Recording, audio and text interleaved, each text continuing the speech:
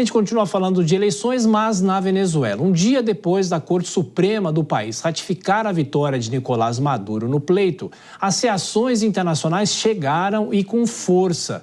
Direto então para Brasília com o repórter André Anelli. André, como é que se posicionaram Estados Unidos, União Europeia e também a Organização dos Estados Americanos? André, boa noite, bom trabalho. Obrigado, Tiago. Muito boa noite para você, boa noite a todos ligados aqui no Jornal Jovem Pan. Estados Unidos, União Europeia e mais 10 países da América Latina, além da Organização dos Estados Americanos, a OEA, rejeitaram a decisão do Tribunal Supremo de Justiça da Venezuela de confirmar a vitória do atual presidente do país, Nicolás Maduro, nas eleições venezuelanas realizadas no último dia 28 de julho. Em um comunicado conjunto, Estados Unidos, Argentina, Costa Rica, Chile, Equador, Guatemala, Panamá, Paraguai, Peru, República Dominicana e Uruguai disseram que não reconhecem a decisão do Supremo venezuelano. Esses signatários também pedem uma auditoria imparcial dos votos. O porta-voz do Departamento de Estado dos Estados Unidos, Vedant Patel, também afirmou que o respaldo da Justiça da Venezuela à vitória de Maduro não tem nenhuma credibilidade. O porta-voz afirmou ainda que as planilhas de contagem de votos disponíveis publicamente e verificadas de forma independente mostram que os eleitores venezuelanos escolheram Edmundo González como futuro líder.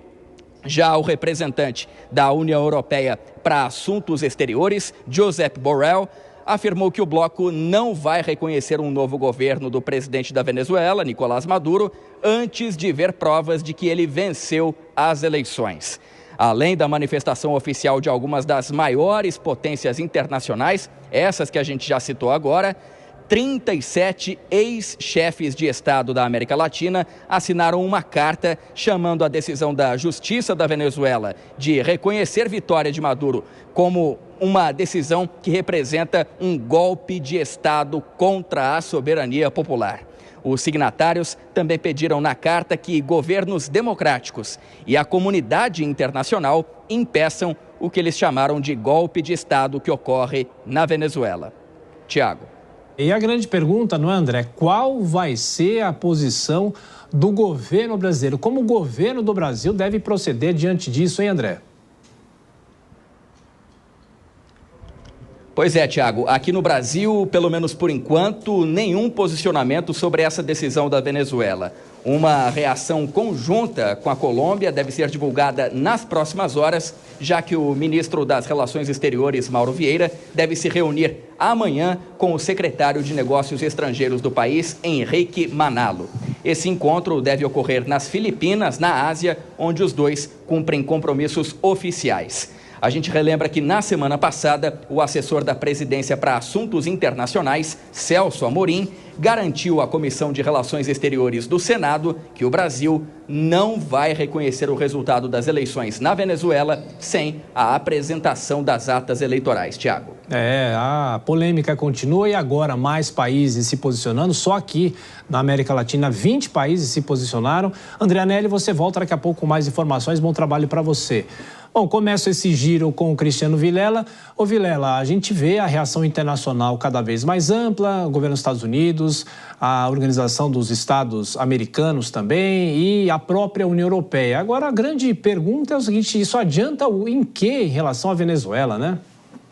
Pois é, Tiago. Ontem mesmo, aqui no Jornal Jovem Pan, nós já havíamos alertado, conversando com o professor de Relações Internacionais, José Niemeyer, sobre o quanto a comunidade internacional se posicionaria diante dessa posição tomada pela Suprema Corte venezuelana e a situação que o Brasil fica nesse contexto. Porque o governo brasileiro, ele está num contexto agora onde exigiu atas, onde fez um discurso, inclusive com o próprio assessor especial da presidência, na recente visita ao Senado, colocou isso claramente, na recente audiência onde ele fez parte, colocou que o Brasil não reconheceria o resultado do pleito sem ter acesso às atas das eleições, e agora o Brasil fica numa situação difícil. Ao mesmo tempo que é aliado e que já fez menções favoráveis ao regime de Maduro, diante desses fatos e da recusa do regime venezuelano de apresentar as atas ou de dar acesso mais amplo à comunidade internacional, o Brasil fica sem ter como se posicionar. Aliás, a única posição cabível seria, tal como está sendo tomado por essas outras organizações, de rechaçar totalmente essa aclamação da vitória do ditador Nicolás Maduro.